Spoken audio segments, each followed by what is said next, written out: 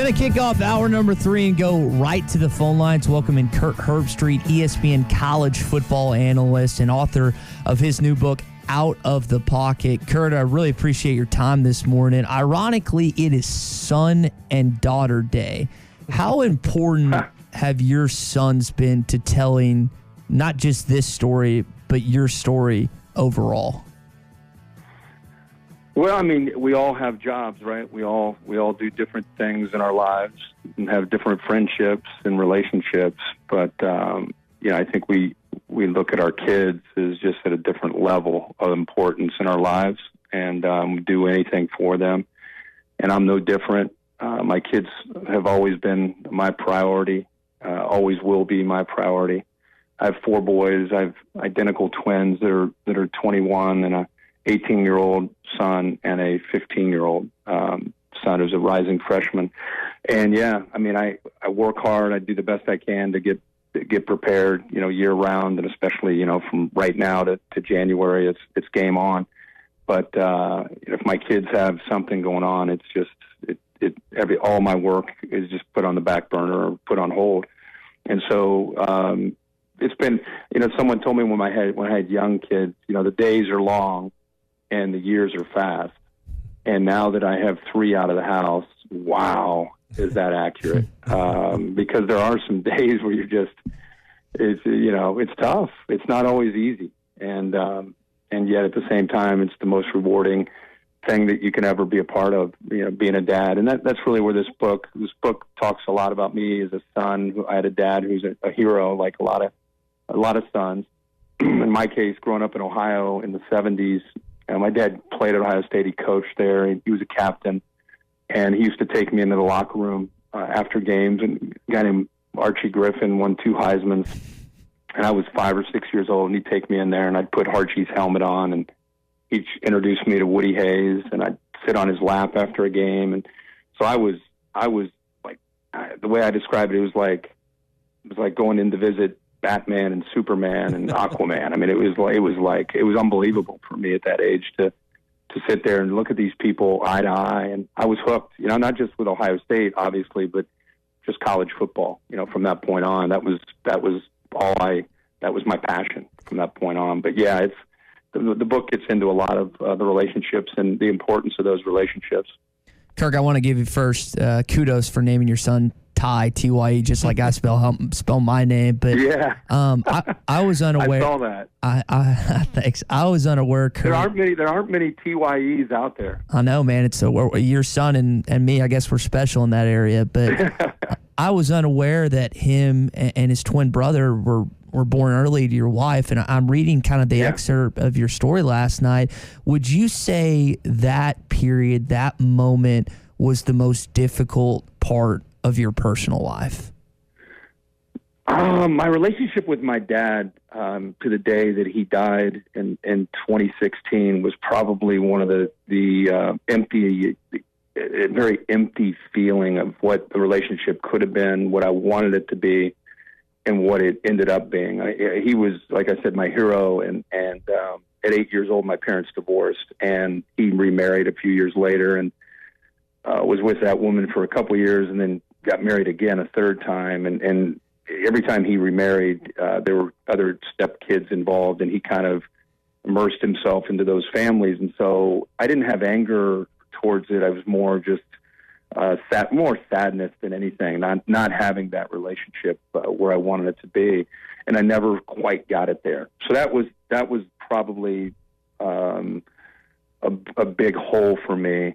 My children, my wife and I, we didn't realize at the time, but she eventually, we would find out she had incompetent cervix. And so we went in just for a checkup, 20-week checkup to the doctor. And when we did, he was alarmed and said she was funneling, and she immediately had to be rushed to the hospital and put on bed rest.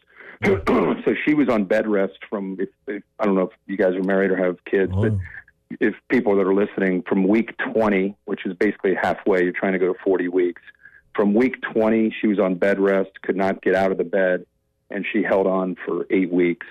and they were born at 28 weeks, which is 12 weeks early. They were born 2 pounds each. And to put that in perspective, I could take my wedding ring off my hand, slide it down their foot, around their ankle, and all the way up to their hip bone is how thin their legs were.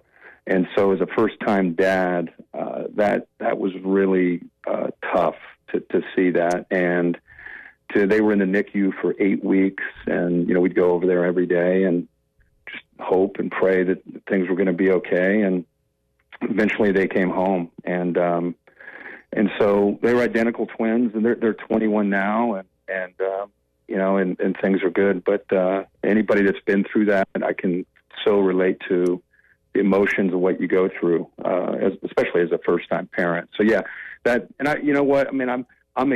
was raised by my mom and dad to kind of have tough skin, and if you get hurt, you just kind of keep going kind of guy. And with my twins, I don't want to say I hovered over them, but I was just constantly worried about them to this day. And I guess that'll much more so than my 18 or my 15-year-old. And I think it's just because I see them, when I look at them, I still see them as those little guys. Yeah. Kirk Herbstreit with us here on the Morning Rush. Those 8 weeks you talked about, I just had a family member, a cousin that went through that, and those are the hardest parts when you leave them behind at the NICU and you go home, and that's just that's the hardest part for them. Yeah.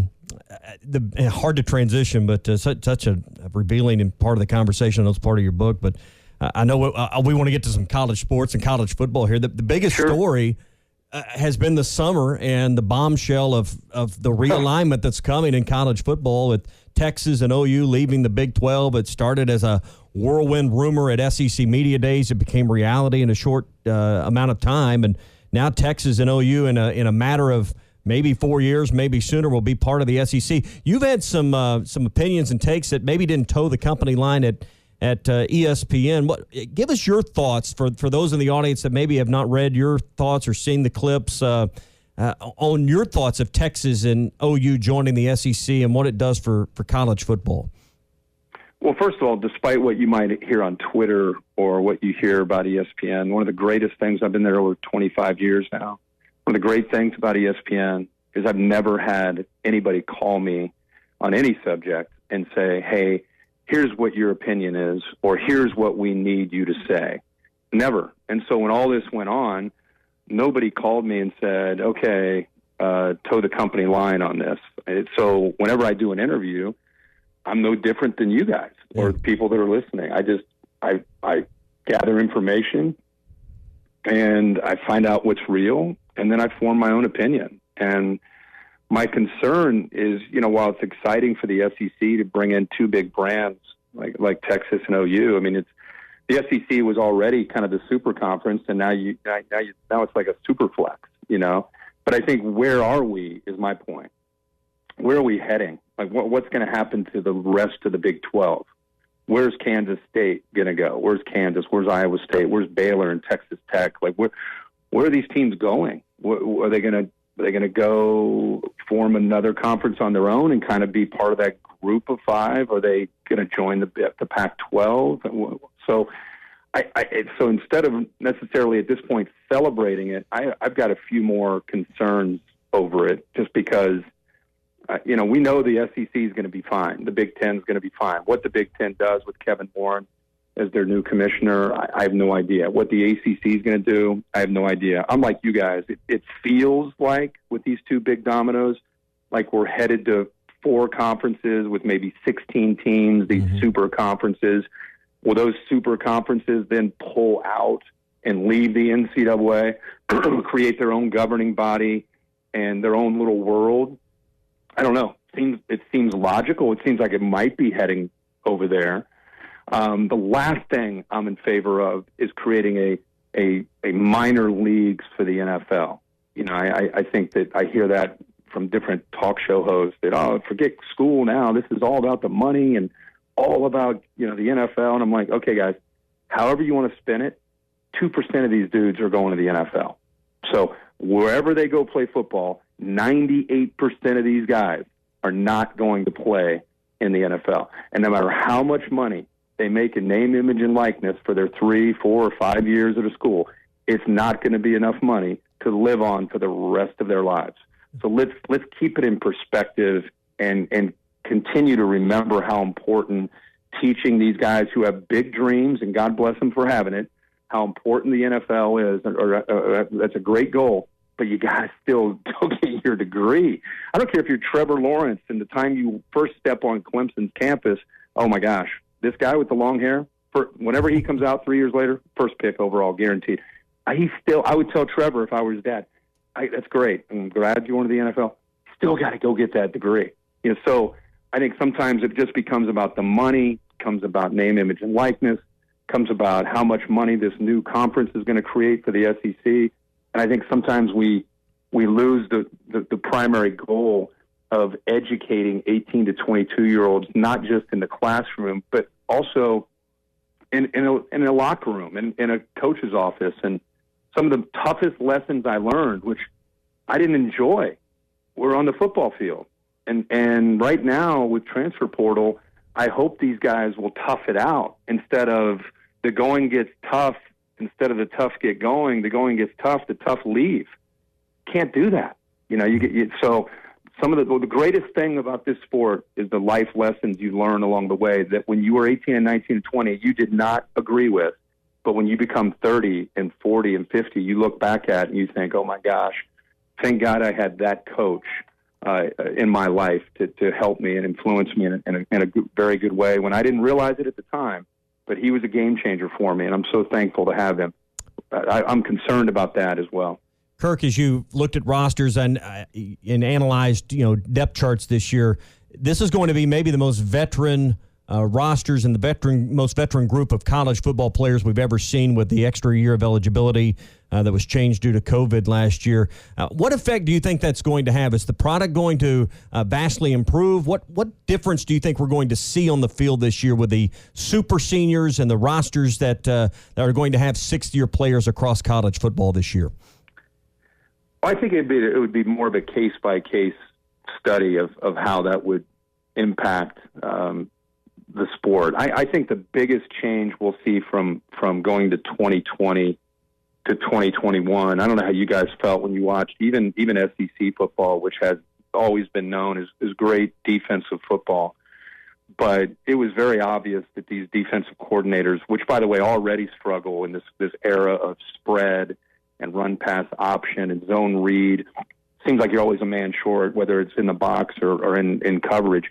And I feel like last year, with the COVID restrictions and contact tracing, it was pretty obvious all year that the defenses struggled and paid the price for not being able to prepare the way they normally would, not tackling in practice. I'll never forget, guys, my first game last year, amidst this chaos of COVID and quarantine, and we're doing Navy and BYU, who ended up BYU with Zach Wilson, ended up being a really good team.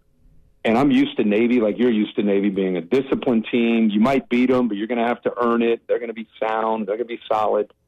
Navy looked like, and they in fact told us, we have not practiced tackling one time leading into this BYU game. Wow.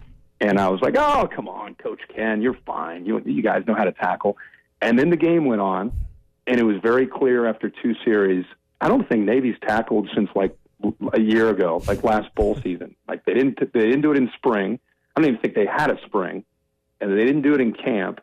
And I think when we watched and I felt like that was a precursor for what was to come when it came to horrendous tackling, horrendous effort on the defensive side. You need 11 guys flying to the ball, and if they're not all buying into that pursuit, then it's not going to work out. And so I think more than the guys that are going to be super seniors, I think it's going to be going back to this past spring, going into camp, providing we can keep practicing with this new Delta variant that's out there. I think we're going to see better defense and better effort on that side of the ball. Kirk, we only have 1 minute with you left. Arkansas has the longest drought of any SEC school when it comes to college game day. You, Lee, and others have been back since 2006. How likely of a scenario can you see it being that you guys are in Fayetteville for the Texas game week 2 as we let you go? Would love it. You know, I remember coming in there that year and not really knowing what to expect. And I remember Darren McFadden was on that team. I think Felix Jones may have been on that team. Yep. And it was so hyped. I mean, the passion, like at a lot of places in the SEC, but the passion there is incredible, the way you'd expect it. So I hope we can get down there. I know that's September 11th. They haven't announced anything to us. I just know the first couple games that we're going to be doing. That week, I have no idea. I know there's a few. That's a big game week for games on September 11th. I know they initially had talked about maybe going to Annapolis for the 20-year anniversary of 2011 or for 9/11, but I don't know if that's happening. But there's some heavyweight games, and it'd be great to be at a traditional matchup. With Arkansas and Texas. When I was a kid, that game was played every year, and it was always fun to watch option football. You know, back in the old days in the 70s. So there's a lot to reflect on there, and it's cool that they're playing. And it's really an important game if you think about it for both teams, trying to create some momentum and go in the right direction. With Sark in his first year at Texas, trying to. And by the way, they open up with Louisiana, then they get Arkansas. That's a tough way to start for Sark. And then with Coach Pittman playing Rice and then playing Texas, I mean, somebody's going to create some momentum. But we'd love to be there. It'd be a lot of fun. And if we don't make it for that one, hopefully we can get there soon. Kirk Herbstreit, ESPN college football analyst. You can find his new book, Out of the Pocket, which is out next week. You can pre-order it now. Kirk, we really appreciate you making some time for us this morning. Yes, sir. Thank you guys for having me on, and look forward to hopefully coming on again and talking more college football. I'm glad it's here and cannot wait for the season to start. We'd love to have you. That is Kirk Herbstreit.